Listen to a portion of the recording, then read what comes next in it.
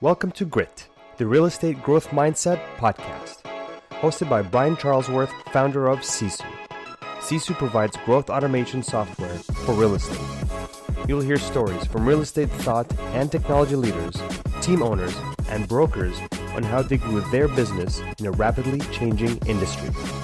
You'll learn how to transform your brokerage and teams into a high-performing and analytics-driven business so you have a new, durable, competitive advantage against disruption in your market. So let's get right into it. All right. Hello, everyone, and welcome back to the Grit podcast. I'm Brian Charlesworth, the founder of Sisu and your host of the Grit podcast, and excited for our show today. I think I've been trying to get this guest on for about a year now. And, he was going to be on about a month ago, and then I ended up getting COVID and had to cancel on him, which was a difficult thing for me to do. So anyway, super excited, though. We are with Guy Gal today, and Guy is the CEO of Side Inc. and also the founder. And, I'm super impressed with what he's done there. I got to go in and see their operation about a year and a half ago, probably. And, it was a really cool experience. Number one, their offices are amazing. Their team was super great to me that day. So I enjoyed spending time with them. And then Guy took me out and we went on a little walk around the neighborhood. And we went to that park. What's the name of that park, Guy? South Park. South Park. How do I forget that, right? So we went to South Park and he's like, hey, here's the partner at, Benchmark and, just all the top VCs. So anyway, it was kind of a fun experience, but really let me know, the value of being in that world that you're in down there where all these guys like firsthand. So anyway, Guy has built multiple businesses. We'll talk about that today. His most recent is Side Inc., which is a new real estate tech brokerage, and we'll get into more of that. Maybe Guy would call it something different. So you're here to hear that. Totally call it something that. So anyway, Guy, anything you want to add to that? And thank you for joining us on the show. Well, thanks for having me. It's nice to see. I'm glad you're back in good health and in good spirits. I love seeing the Sisu dashboard behind you over there. Pretty and useful as always. That's my wife's business. So it lets me always see, her growth and what's going on there, which is awesome. I love that. That's really great. I'm sure she doesn't love it as much, but I love it. Actually, surprisingly, she loves it. So that's great. People don't love accountability, but they love positive accountability. That's what I've learned. So if it's all about helping them reach their goals, it's another story. Then when it's not, because accountability can be perceived as punitive, right? Yeah, exactly. Punishment. Like, I don't want to be accountable. Yeah, that's gonna hurt. Yeah, for sure. In fact, if you look it up in the dictionary, it does come across as, it's a negative thing versus positive, which is why I call it positive accountability. But yeah, you could write a book on that. Yeah, I actually plan to. You heard it here first. Yeah. You guys all witness. As of today, I'm starting my book. Brian's starting a book, Positive Accountability. I love it. So anyway, Guy, maybe just give us a little bit more about your background. I know you started a few other businesses and have built some other companies, but not in real estate. So I'd kind of like to know, why real estate and how did the evolution of that happen? Naturally, organically, in a way that was not very deliberate, but that's how most things happen in life. Yes. I was always a problem solver. I saw a problem. I was compelled to try and fix it. Felt like I knew better. I don't know. Hard to understand exactly why I was that way, but that's always something I've been. I like to solve complex problems, especially when they affect people that I care about or that I think are deserving or that I feel are being exploited or mistreated. I also grew up as a bully's bully. I was that kid in school who came to the rescue of kids that were being pushed around for no other reason than maybe somebody else thought they looked funny or had an odd name or whatever the case might be. And that has big impact in the decisions you make in your life. And of course, the decisions you make in your life are what make your life what it is. So in college, I started my first company, and it was because I saw, I had an itch that nobody else was scratching. I figured might as well scratch it for myself. And a little weekend project became something a lot bigger with hundreds of employees. Many years later, I was like, how did that happen? This is not what I want to spend the rest of my life doing. So I made the very hard decision to move beyond and past it, and left that company in the very capable hands of my friends and business partners, and took a bit of a sabbatical and tried to figure out what was next. And long story short, I was very fortunate to be invited to participate as an entrepreneur in residence at one of the world's best venture funds here in the San Francisco Bay Area called Matrix. They've been around since the early 80s, well before the movie with the same name. They're a top 10 by performance fund, really highly celebrated. And I was incredibly flattered that they invited me to come on and be that fellow. And it was with the explicit intention of figuring out life's work, Brian. I was like, okay, I need to stop doing accidental things. I want to be more deliberate about what I do next. I want to find life's work. I want to find something I can spend 20 years doing and feel great having spent all that time doing it, even if it's hard or complicated or heart-wrenching. It doesn't matter. I just want to do something worthwhile. And I thought I could figure that out in 2 weeks. I thought, 2 weeks, 2 months, I'll figure it out. It took nearly 2 years to figure that out. It was quite a process. And at the end of that process was the beginning of Side. And Side started 5 years ago.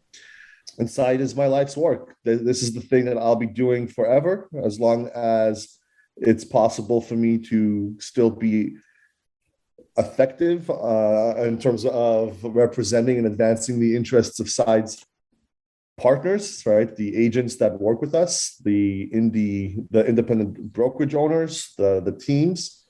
Then I'll keep doing that. But that's what I'm doing today. And the way that it all came together was I, as a consumer, had a not so great experience with real estate.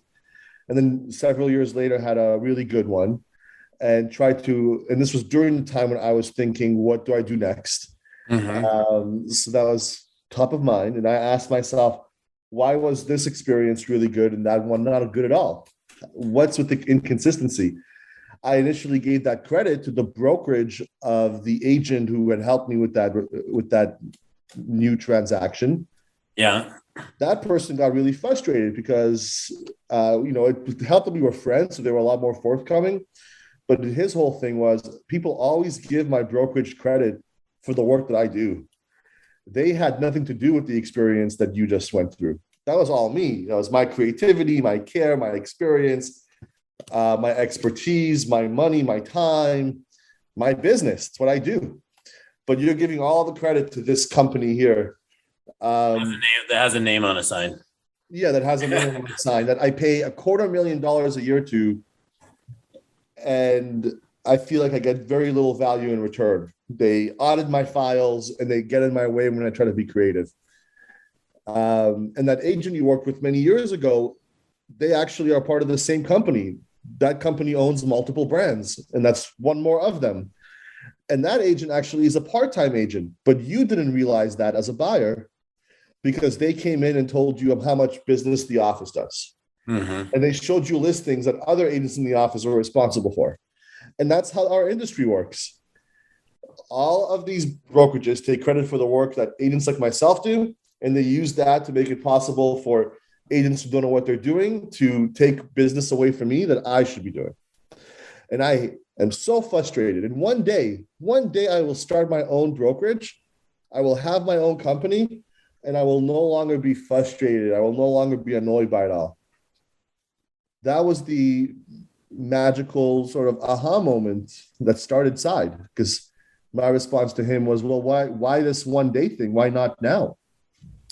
Yep. Why not now? What's holding you back from doing that now? You're in a great position. You're doing, 70 units a year in sales. Like 40 plus million in volume. You're clearing 1 million GCI. You know what you're doing. You're great.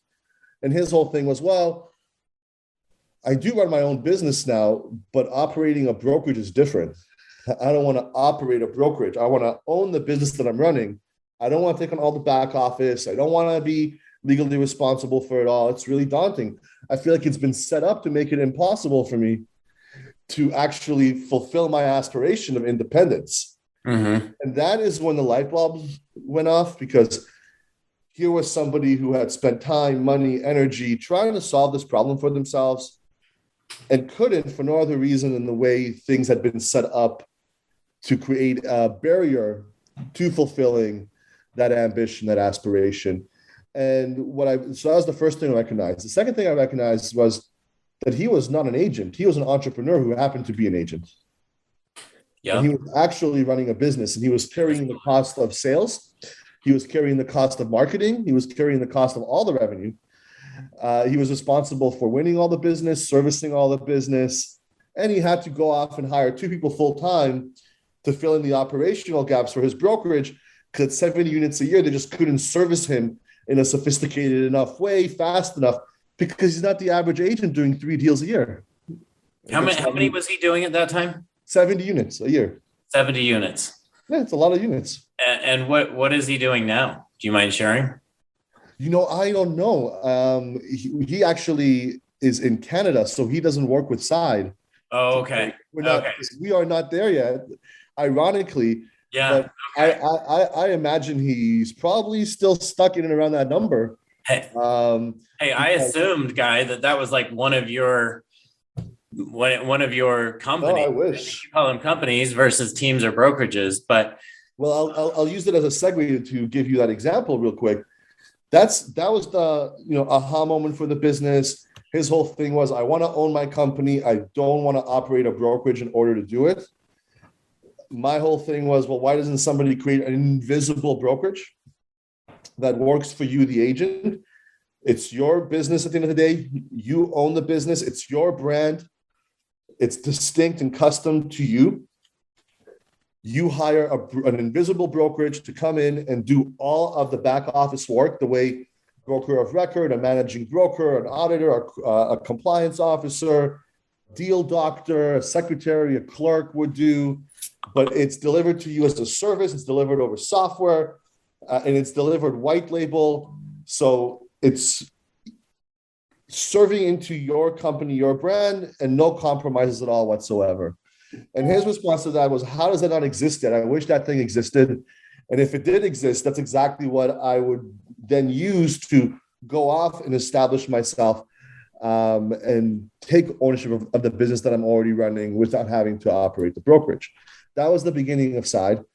But it was another 8 months still, Brian, before we started the company, because we were really keen on making sure there were no false signals, no false positives, no false negatives. Mm-hmm. We really wanted to find someone who was so compelled by the idea of this that they volunteered themselves to do it with us, as opposed to selling them in, right? Like motivating them or compelling them. And that was Michelle Kim. Michelle Kim, when we first met her, was doing $23 million a year in sales in San Francisco. Was seemingly already tapped out as far as capacity, because agents don't sell houses, they sell time, right? That's right. And she's got 3 kids, and she's doing all that work, which is a full-time job in and of itself. And that just meant that she was referring a whole bunch of her business to other agents because she couldn't take it. So Side's very first partner was her. And it was our first order of business was, let's transform Michelle into a team, because she was an individual. So that was the first thing we did. And then a year later, Michelle was 56 million in volume. Now, this is the 5th year of our partnership with Michelle. Today, Michelle is no longer just Michelle. She's no longer just Michelle Kim, the agent. She's no longer Michelle Kim Group, the team. She is actually Mosaic Real Estate. There are 12 producing agents. They'll close over 300 million in volume this year. That's awesome. 5 years later. And it's a wonderful, amazing thing to have gotten to be a part of, aside, right? To come in there and actually create that brand in partnership with that agent, to establish it, to help grow it, to put a plan around it, to execute into it, and then to watch everyone succeed and make that progress. It's the most fulfilling thing in the world. And I'm excited to do another 15, 20 years of it, because it's already been 5. But there's a lot more left to do. But that is how Site came to be 5 years ago. This year we'll close well over 20 billion for our partners, for those partner companies, the brands you see here behind me. Yeah.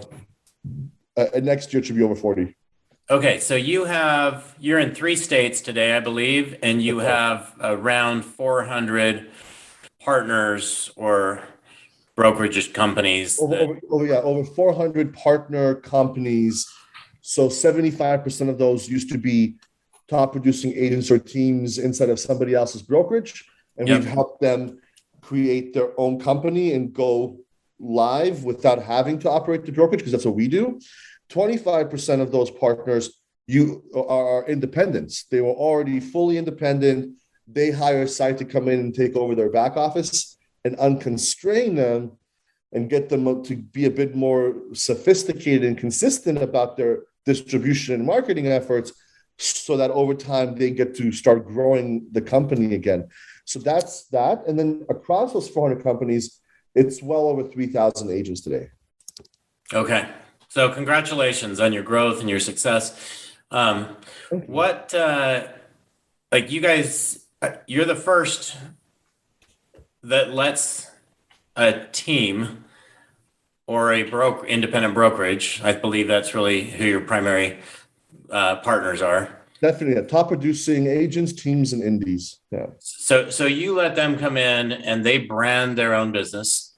I'm really interested in this because this is very close to home with me and what we're doing at Sisu. Yep. But I know you guys have targeted really top producing agents and teams and independent brokerages.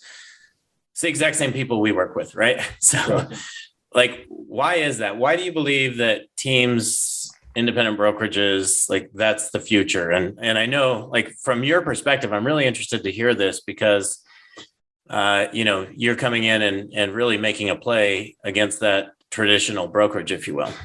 So I really want to get your thoughts on the future and why are teams and independent brokerages, why is that the direction that things seem to be moving? I mean, if I talk to most leaders in this industry, they're saying, teams are the future of the industry, right? Right. And that's because teams are actually the past too. It's just that in the past, teams were effectively organized into small boutiques, and then the big conglomerates came in and acquired them all and consolidated the industry and created these monolith companies and brands that, as they grew, unlike the boutique, local boutique model, the hyper local ownership of small offices that were serving into a particular community, those one size fits all type conglomerates, the way that they defined service level was to the average producing agent on the roster, which happens to be an agent doing less than 3 deals a year. And so anyone that was able to be more successful than that immediately wasn't getting a service from the brokerage that was designed to meet their specific needs. Mm-hmm. But the 30 units is very different than a 3 units. And so that's when agents, being entrepreneurs first, started to take it upon themselves to form into teams, because they recognize that the only way to perform at that level of volume and to be able to meet the demand that the market was sending their way, because they're so good at their service, that they had to organize into teams and in that way have more leverage and more time to service more business and fill in the operational gaps that exist in the relationship between them and their brokerage, because they break the mold. They break the 3 units a year mold. Yeah. And brokerages are designed to serve into that mold, because that's where they make the most money, and that's where the average agent actually happens to be. And it so happens that over 70% of the transactions done nationally are done by part-timers, right? So that's the incentive structure. You as a big brokerage are incentivized to work with the most number of agents that will pay you the highest fee per split. And that typically means part-time and casuals. So you're not actually designed to take care of the team. That's why the team is forming in the first place. Side just saw that was already happening. We looked out and said, look what's happening in this industry. It's set up to support an individual part-time agent and to prop them up. That's what everybody is set up to do. Every single company is set up to do that. That's their ideal. That's what they prefer. Nobody is actually designed in a purpose-built way for this smaller segment of agent that we believe over time will take up more share because they deliver a better service. They create more value in the transaction. And that over long periods of time is what wins. It's not capital innovation or consolidation or impossibly onerous contracts between brokerages and agents. What wins out at the end of the day is people creating real value for other people. And top producers do that, and teams help them deliver that with more consistency at a greater scale.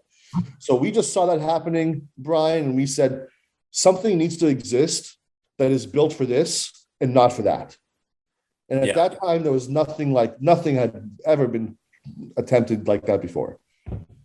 Yeah. 5 years ago. Yeah. Okay.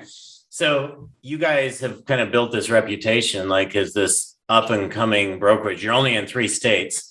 Like, what's involved for you to get into more states? Because I don't think your challenge is getting these teams to come into Side. I think your challenge is maybe a little bit more, how do we expand Side into different markets? So the challenge is not us finding willing top producing agents, teams, and indies who want to fulfill a lifelong aspiration to actually establish their own company and get to own that and have the upside of that asset value without having to take on the burden of the back office and the brokerage. That's not the challenge. That demand is already inherent. It's already latent. It's there. Yes. It's seeking what we're doing. And that's in part why we're only in 3 states, because we've had so much business to service in California, and to a smaller degree now, Texas and Florida, since we entered last year during COVID, that it's already drinking from a fire hose, and we're struggling to keep up with all of that. And so we haven't had the wherewithal to be able to turn our attention to say, okay, let's distribute this to other markets and help other agents and teams and indies do the same. But earlier this year, we raised a whole bunch of additional capital, and we have exchanged a bunch of that capital for more awesome people on the team, and we've dedicated them to distributing the future that is Side, right, to national expansion. And in that way, we're able to now make that progress. And in the new year, we'll be launching in 15 new states that we weren't in before. Okay. So the growth was probably much faster than you expected. You had way more partners coming in each state. So just servicing those partners was taking all of your bandwidth. Exactly. You raised more capital, which, I mean, we should point out, Guy, that you did that at a $2.5 billion valuation. So that's impressive. I mean, yeah. Wow. Congratulations. 1 second. Okay. So, I think something, it's mostly real estate people that listen to this, but there are a lot of entrepreneurs that listen to this as well. And, I'd love to hear more about just that process of how you raised your different rounds of capital and at which point. And I think you could bring a lot of advice to those entrepreneurs looking to go out and build a business like that. Yeah, the most important thing when you build a business is asking yourself, does this deserve to exist? Is it going to create more value than it ultimately will capture? Because it has to. If you don't create more value than you're going to capture, there's no point. Don't create one more of the same. If it already exists, the world doesn't need another one. The world didn't need one more of the same brokerage, right? It had all of that. What it needed was an invisible white label brokerage platform. We needed a company to come in and commoditize the brokerage brand and reveal that it's all Emperor's new clothing, and actually, and that it's actually the boutique brand that's most valuable, not the big giant monolith. So you have to ask yourself that question and answer that in definitive and be really intellectually honest about that. You have to have conviction about it, because if you don't, especially when you go out to raise capital, you're never going to be able to do it because investors sniff that out more than anything. You need to make sure that you're addressing a market that's large enough to be investable in the first place. Investors think about that as, hey, can you create a company that'll get to at least $50 million in revenue in 5 years? I recently did a round, and I think they've kind of increased that from 50 million to 100 million. It only goes up, right? Yeah, like I think the mindset has shifted up in that aspect from what I know. The difference between 50 million and 100 million for a quote unquote successful venture-backed company is 12 months. If you're in year 5 doing 50 million in revenue, the expectation of the investors who put money into your business at that level, at that point, is that next year you're doubling to 100 again. So it only gets harder now, which is to say that raising capital means signing up for a very particular thing. It's you saying that you're going to go out and look to build a generational company that lasts the test of time, that can be entrenched forever, and can create a new kind of value that did not exist before. What I like to refer to as creating a meaningful enterprise, right? As opposed to just a financially sound one.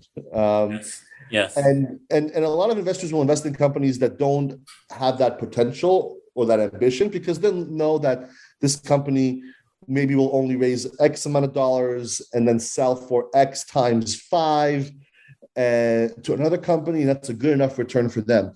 But the kind of investors that Side has at the table are legacy investors. They're legendary investors. They're the ones that only want to put money into companies of consequence that do end up establishing and lasting forever. I don't recall. Was Matrix one of those? If you've been enjoying Grit, please help us continue to grow the channel by leaving a 5-star review and sharing it with a friend. Now back to Grit. Yes. Okay, I thought so. Yeah.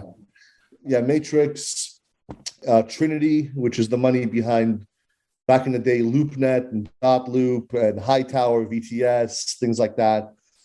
Sapphire, which of course is Paul Levine, the ex-president CEO of Trulia, is the general partner there. And then our latest board partner is Rahul from Cotu, which is one of the top 3 new tech IPO underwriters. That's the fund. And then we have our wonderful independent director, who is Clelia Peters, whose family owns one of the largest boutiques in New York. And she was the founder of a fund called Metaprop, and just an awesome investor in her own right. But our seed round, our first round of financing, was really hard, right? It took 4 months. I had to fly to New York and spend 6 hours with Clelia to get a $25,000 investment from her, because back then prop tech stuff, real estate, wasn't obvious. It wasn't quote unquote hot. It wasn't something that people were really interested in. Compass had just raised a bunch of money. It was very easy to lump the two of us together, even though we're a very different business, right? Yeah. They're a lot more similar to a Coldwell Banker. Well, right? I actually had people lump us into Side and Compass. I'm like, how? Like, what are you doing? You're crazy. So the thing I want to convey here is our seed round, our first one, was really, really hard. We had like 30 plus pitches before we got a lead investor, and that was 8 VC, also prolific real estate investors. And great, they gave us that life we needed. And then 5 months later, Matrix came in and led the Series A, because Matrix only does Series A's, right? That's they're very disciplined, but great. That was an easy round. We didn't talk to anybody. We got it done real quick. The next round, the Series B, that was 3 years into Side's life. So it was 2 years ago. Over 30 venture funds passed on us, Brian. Yeah.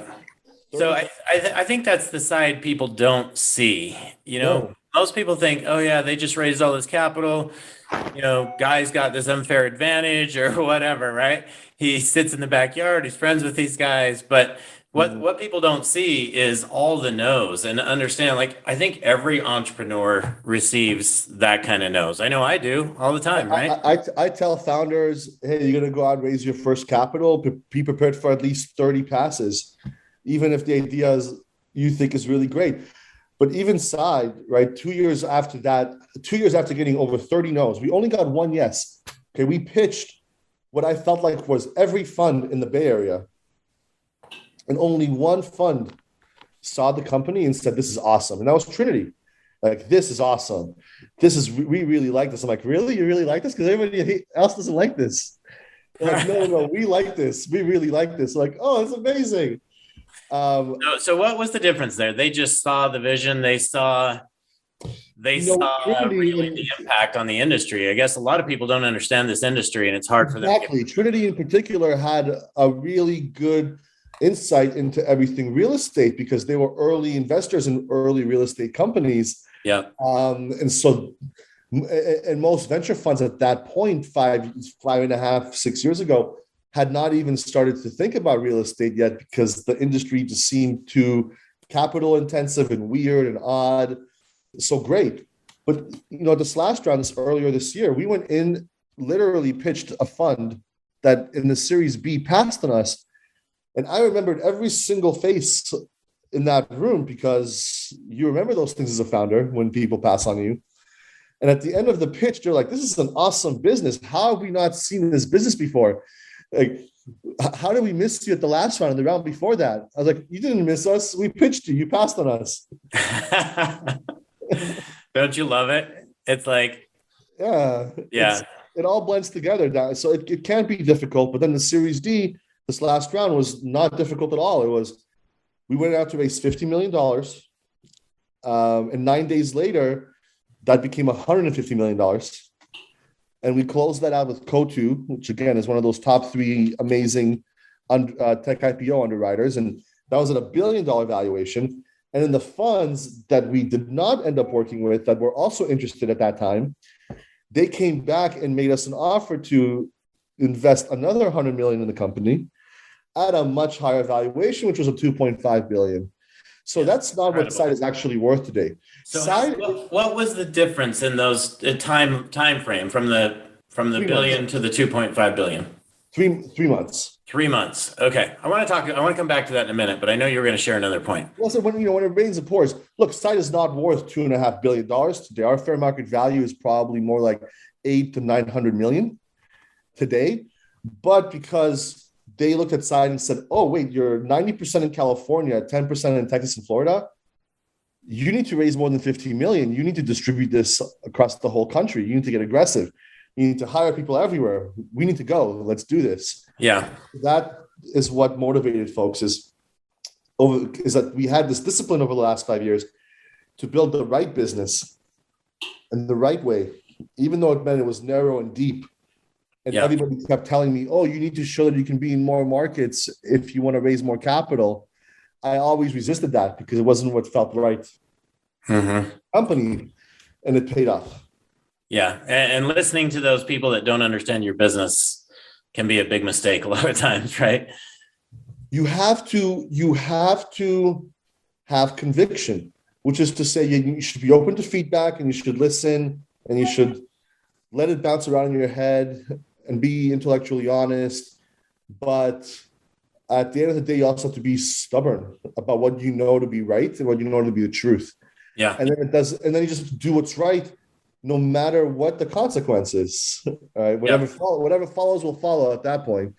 But you sort of have to say, here's what I believe is true, and what I believe to be true, the industry doesn't believe to be true. And that means we're going to have to run up against the grain. Side, we spent the last 5 years running against the grain of the industry. We were ignored. We were ridiculed. We've been, other brokerages have fought against us tooth and nail because was such a threat to the status quo model, but in a way that actually increases the value created in the industry as opposed to extracts it. Yeah. It's a very hard thing to compete with. We've had all of that happen. And then what happens last week is we get named the company of the year by Inman. So it took 5 years of nobody getting it, nobody understanding, everybody making fun of it, not taking you seriously, not giving you a seat at the table. And that's okay.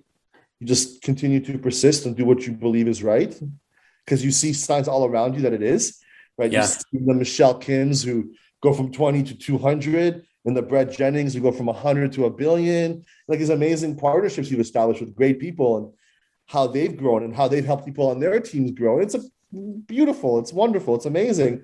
And that's how you know that you're doing the right thing, even though the industry is not there just yet. And then what's gradual becomes sudden very quickly, and you're company of the year.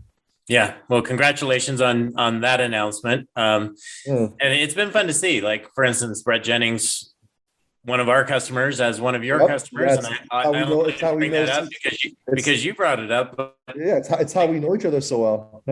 Yeah. I mean, there's a lot of overlap in our businesses, so it's really fun. When I say that, in our customers, right? Yes, not necessarily in our business. So not in our product, but certainly in our customers. Yes. So anyway, it's been fun to see, and there's nothing that makes you feel better as a CEO of a company to see your customers doubling their business every year or more. Nothing is better than that. Nothing is better than that, especially because that's the thing day one that you promise them. And you say, look, I don't know much about real estate, but I know what it takes to build a small business. I've done it. Like, I know what that looks like. I know how to cash flow that. I know how to set that up. I know what you have to do from a marketing standpoint. And I think that together, your real estate brain and our business brains and our technology brain, if we combine them, we can create this thing that didn't exist before and make something beautiful and wonderful. But you don't really know that that's possible. You just believe it. Yes. So to then go out and make it possible is not just feel good. It's also really relieving, because you have this great obligation to the people who put their, the Michelles who put their trust in you, who say, hey, this is the livelihood of me and my family, but let's roll. Let's see what happens. And for that to then actually work, best feeling ever. Yes. Yeah. So let's go back a little bit. You, when it set out to raise $50 million in your most recent, and we raised 250 rounds, and you went up to 250 million. You went up to a much higher valuation than you anticipated, I'm sure, which allowed you to bring in more money and not create as much dilution, right? That's correct. So, which is amazing. Congratulations. I love stories like this. One thing I wanted to talk about, I think there are a lot of entrepreneurs that are like, you want to build this lasting company. I want to build this lasting company. There are a lot of entrepreneurs that are really about how quick can I build a company and sell it, right? So, So it's really a different mindset. But one of the things I wanted to hit on is, like, with you guys now having raised money at a $2.5 billion option or $2.5 billion valuation, like, selling is no longer really an option for you, right? No. If so, only to certain buyers. So nobody could afford to buy side. Yeah. So your option today is really, we're going to build this and at some point likely go public, I'm guessing. The only option has ever been for us to build a sustainable, meaningful enterprise that lasts the test of time. That was always the intention. It was always the motivation. I was never interested in doing anything but that. I always believed that this was a company that should be generational. And I really wanted to go out and work to accomplish that. It is true that from a financing standpoint now, that's the only path forward for us. I love that. I love burning the boats. I'm a big burning the boats kind of person. I don't do half measures. I'm extreme. It's one end or the other. It's a switch, not a dial. It's like you're on or off. Yeah. That's just who I am. That's how I tend to be. And it's the only way I know how. So others are different and there are different paths forward, but that's my own. But it is true to say that, yes, our only path forward now is to sustain independence. And that does mean that in the next few years, we'll take the company public. Yeah. So the only reason I want to point that out, I think there's just a lot of entrepreneurs listening to this. And, every time you bring in capital, you may have fewer options as far as that kind of stuff moving forward. But you knew where you wanted to go from the beginning. So you're right on that path. And I would encourage all entrepreneurs listening to this to start with the same way. Start with the end in mind. Because if you know what your end scenario is, you can plan for it. So if you are trying to build a company that you get to like $20 million in recurring revenue a year, and then and you know that that's the ceiling on it, because maybe the addressable market, the available number of customers are such that you can never get to more than $20 million. There's a lot of companies like that, right? Point solution type businesses. But if that's what you want to accomplish and do, and you want to get to that point and then sell the business for like $50 to $100 million after 5 years, 5 to call it 8 years, then great. Now you know that you can only raise so much capital, and now you know how much you have to grow every year, and you can thread that needle. And it's a really important one to thread, because if you're going to build a company that gets to $20 million in revenue with the intention of selling it for 100, then you can't raise more capital than say 30, 40 million. Right. Because if you do, you as the founder and your team are not going to make any money. It's going to all go to the investors. Right? Yep, exactly. So you have to think about those things really critically. We raised relatively small amounts of capital every single round before this one. And it was because it's all we really needed to fund the next phase. And that's how we've always thought about things. Like, what do we actually need to get to the next place? And let that be what guides valuation, as opposed to maximizing for no reason. Yeah. So I know we're a little limited on time here, Guy. And I think listening to you is great for any entrepreneur. So thanks for coming in here and sharing this with us today. I just have a few more questions with you. One is, like, where do you see this industry being in 3 to 5 years from now? Because you're obviously a visionary. You've set out on this mission to completely change what used to be the traditional brokerage, I'll call it. Where do you think this is all going? Look, there's no more room for average in the industry. There's no more room for middle. It's bifurcating, right, in two directions, to budget and to on the one end of the spectrum is budget, and the other is premium, and that's not price, that's service level and experience. Mm-hmm. And cost, like commission fee, it has nothing to do with the price of a home, right, or price of a property, and so you're going to have a lot of players that do the Redfin thing, where they're like, hey, if you're going to work with one of the 94% of agents that are part-timers who do 70% of the transactions in the US every year and have a bad experience at 2.5% commission, don't come work with Redfin and pay us less, right? So have a bad experience, but for less money. That's the core value proposition there.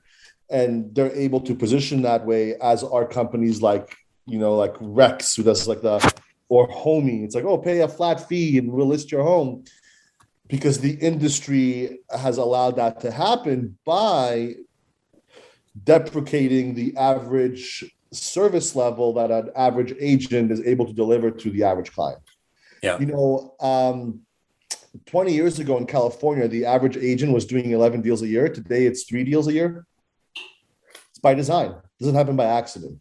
So that has allowed real estate, the industry, to have a lot of players come in that are going to compete on budget experience, very DIY, but less cost, right? Yeah. It's already happened. It's going to happen more.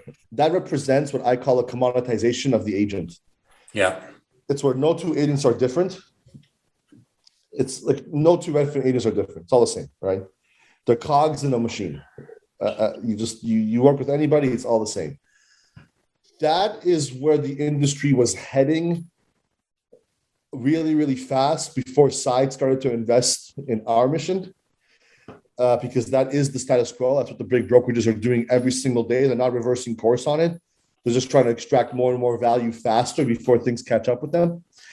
But that's the one force that's informing where we're moving towards, is a force towards the commoditization of agents, the reduction of commissions on a per agent basis, and lots more agents doing lot less deals each.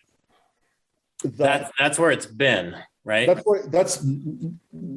where it's been. It's never been worse, and it's getting worse, and it's going to get worse. It's going to get worse because it's already baked. Like that momentum, like the next 5 years, they're already kind of baked. So it's going to get a bit worse before it gets better. It's going to allow more of those interests to come in. But that stuff happens on 50-year horizons, not 5-year horizons. It takes a long time for these forces to play out. Like again, in California, it's 20 years to go from 11 deals an agent to 3.5. 20 years. The other force is a force that prior to Side was organic and inherent in the industry already. It was already there. It just was not organized. And that's the team force. That's the top producer force. That's the entrepreneurial force. That represents that wave, the commoditization of brokerages, not the commoditization of agents. The brokerages try to commoditize the agents, but what's happened in the last 20 years is that with the rise of the internet and the ability of an agent to go direct to a client and a client to go direct to an agent, they've broken up that brokerage retail monopoly, that distribution monopoly. They've gotten really sophisticated about it, more than the brokerages are. And they've been able to build their own companies within other people's companies. They're like exploiting the loophole to satisfy their own interest and the interest of their clients and that of the public good. And that has happened nascently, organically, in a way that was not at all organized. Side, of course, now is organizing that. We're investing behind it. We're really designing for it, and in that way accelerating it all. And I am of the mind that if we do that well, if we continue doing that well, then in 10 years' time, instead of 70% of the transactions being done by part-timers, we're going to have an industry where 70% of the transactions are done by really great experienced agents and folks on their team who are maybe newer, but are serious and are learning and getting mentored and apprenticed so that they can, so that instead of having 2 million agents, you're going to have 400,000 agents doing 6 million units a year. It's better for the consumer. It's better for the public interest. I personally am biased and believe that's going to get organized into thousands of local boutiques as opposed to 5 big national brokerage brands, because it's those very brand structures that allow the part-timers to do all the business. Yeah. So you have to dismantle that if you want to change things. But I do think there will still be, what you'll see in the market is that bifurcation, and you're either a really awesome agent that's a team that is this boutique company that is locally owned and focused and specialized, and you're getting a full commission and everything, and you're maybe half the business in the market, and then the other half of the business in the market are like androids and robots and agents that have been retrofitted into cyborgs on Redfin, AI assisted do-it-yourself chatbots and workflows where consumers are self-serving but paying less. Those are going to be your two things, and it's going to be hard to say how much of total transaction volume each will represent. I'm of the mind that 70% will stay with agent assisted if the agents are excellent.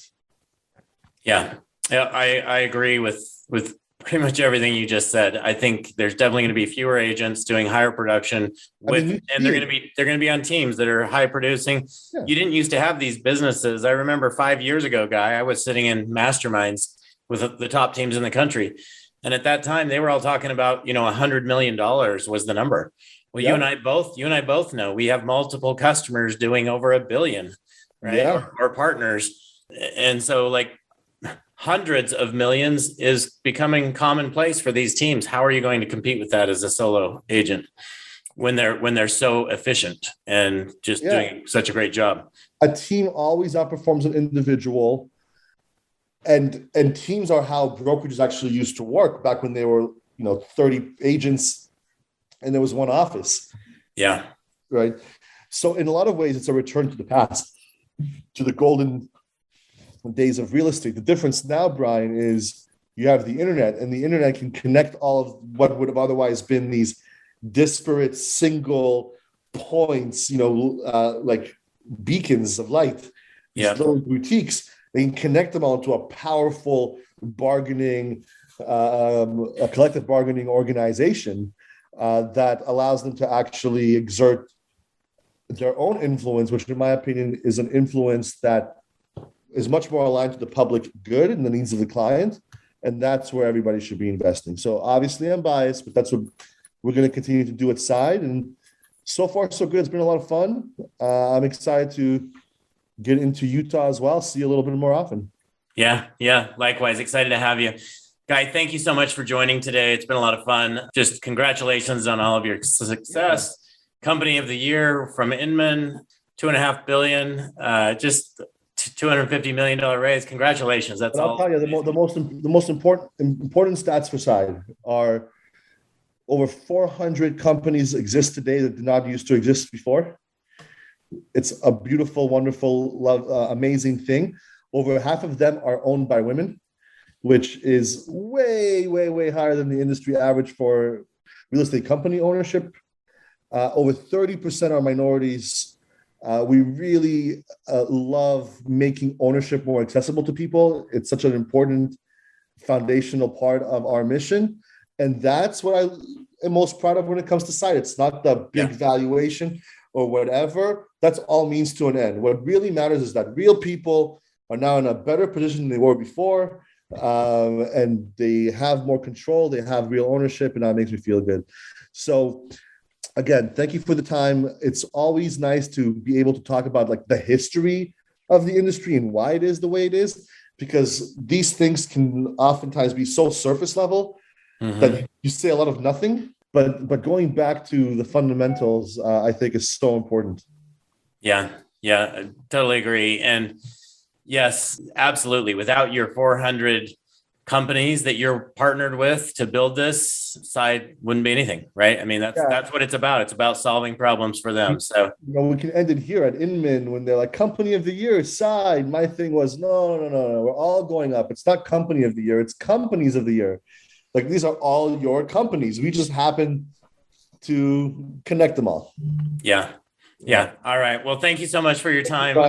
Look forward to catching up with you and your team here in the very near future. Likewise. Talk to you soon. Bye. All right. Thanks. Thank you for joining us on our podcast. If you have an interest in a free 7-day trial of Sisu, go to sisu.co, sisu.co. Make sure that you use the coupon code GRIT, that's GRIT, to waive all your setup fees and receive a 10% discount on your subscription. If you enjoyed listening to this podcast and want to subscribe, search GRIT, the Real Estate Growth Mindset, on iTunes, Spotify, or Podbean. And with that, we'll catch you next time. Take care.